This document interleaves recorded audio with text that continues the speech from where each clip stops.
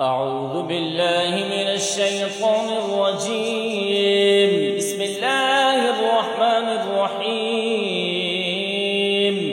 تبارك الذي بيده الملك وهو على كل شيء قدير، الذي خلق الموت والحياة ليبلوكم أيكم أحسن عملا، وهو العزيز الغفور، الذي خلق 7 سماوات طباقا ما ترى في خلق الرحمن من تفاوت فارجع البصر هل ترى من فطور، ثم ارجع البصر كرتين ينقلب إليك البصر خاسئا وهو حسير.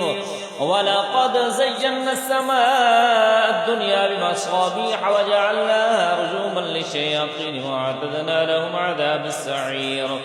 وللذين كفروا بربهم عذاب جهنم وبئس المصير.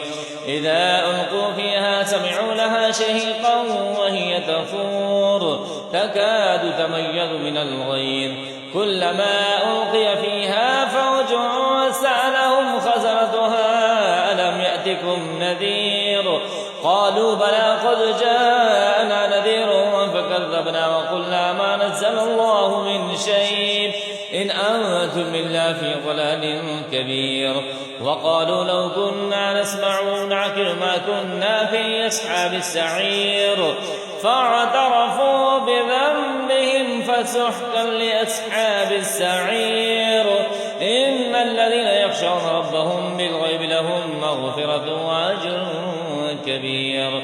وأسروا قولكم أو اجهروا به إنه عليم بذات الصدور. ألا يعلم من خلق وهو اللطيف الخبير.